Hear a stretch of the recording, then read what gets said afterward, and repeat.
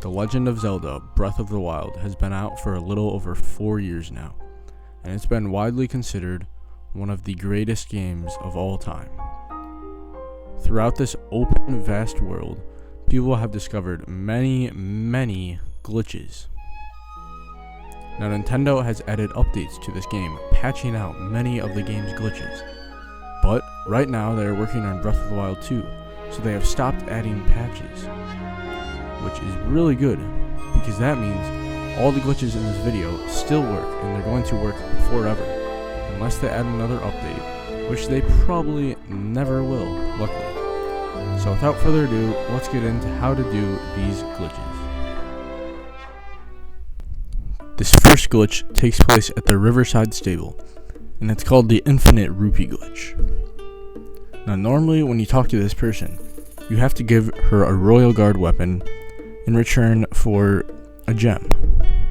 But what if there was a way to do it so that you could get the gems without actually giving her a Royal Guard weapon, just tricking her into think you have one equipped? For this glitch, you need to have one Royal Guard weapon equipped, so just drop the other ones.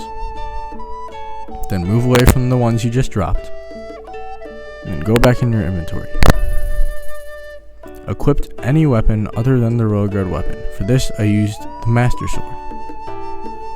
Then head over to your bows, equipped a multi-shot bow, and also equip a shock arrow. Then exit your inventory, pull out the bow, and then drop the bow that you have equipped. Then equip another bow, exit your inventory, and drop that bow. Then just do the same over and over again. And eventually, Link will look funny like this. From here, you want to go to your weapons, and then equip the Royal Guard weapon that you have. Exit the inventory, and you see Link still has the Master Sword on his body, but he actually has the Royal Guard weapon equipped. And then you can go talk to Party, and she will keep giving you gems, and she never takes the Royal Guard weapon, so you can just keep trading infinitely, over and over and over again. Now, what can you do with these gems? Well, you can sell them. I went to Beetle over here and just sold a bunch of them. You make a lot of money from this, and it's the most efficient way to farm rupees in this game. This next glitch, you need to go to the mounted archery camp. This is called the moon jump glitch. And first, you need to grab a horse from the nearest stable, and then you can take it over to the mounted archery camp and talk to this guy, and then tell him you want to play his game. After the game starts, head left near this tree, and then just follow the path that I take. Just go up the mountain, and then you can head over to this spot. Then just wait in this spot. When the clock reaches about 12, you can jump off the horse and glide down to these horses. And then just land on top of one of the horses and ride on its back. The timer should run out as you are in the middle of soothing the horse. If you did this correctly, it should look something like this. And then you can just tell the dude that you are in a hurry and you don't want to play again. After you're finished talking to this guy, some really weird stuff will happen. Like, look at this. Yeah, it's funny, but you probably don't want to stay in this state. So to get out of this, just warp to the nearest shrine or tower. Then you have moon jump activated, and you're free to just jump around by pressing X, and then if you let go of X, you'll fall. I find this glitch really cool because you can essentially fly as Link. It's really interesting. And if you want to end this glitch, just jump on a horse and then soothe the horse. After you soothe the horse, just jump off, and then you'll be free to walk around like normal Link again. Now I'm going to show you two short, really easy glitches. The first one is called the whistle sprint. Normally when you run, you lose stamina, but using the whistle sprint, you can keep the speed from running while gaining stamina back. To perform this, you just hold down the D-pad and then mash the B button, and you'll perform the whistle sprint. It's as easy as that. The next glitch takes place at the Car Bazaar. First, you want to equip a multi-shot bow. Then head over to this cooking pot. Just set the arrows on fire and then shoot them. And instead of just giving you one arrow back, it will give you however many is in the multi-shot bow. So my multi-shot bow has 5 arrows, so I make a profit of 4 each time. This is a really good way to get many arrows. So this glitch that I'm about to show you has actually just been recently discovered only a few months ago, and it's really cool. Now, it's kind of hard to explain, so I'm going to leave a tutorial in the description on how to do it. But it's really cool, so I'll try to explain it to you.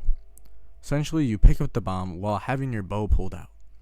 Then you have to go into the menu and equip your shield while keeping the bomb. Then you just shoot your arrow, and then you walk off the ledge. Then Link will start flying like this with the bomb. It's honestly really funny, and it's really fun just to mess around in the air. There's not really a whole lot you can do with this, that I know of at least, but it's really fun just to muck around while you're in the air. And if you let go of the left joystick, or B, then you will fall. The last glitch that I'm going to show you is called the Infinite Ancient Parts glitch, and it takes place on the outskirts of Hyrule. First, you want to spawn in an amiibo, so you can get a chest.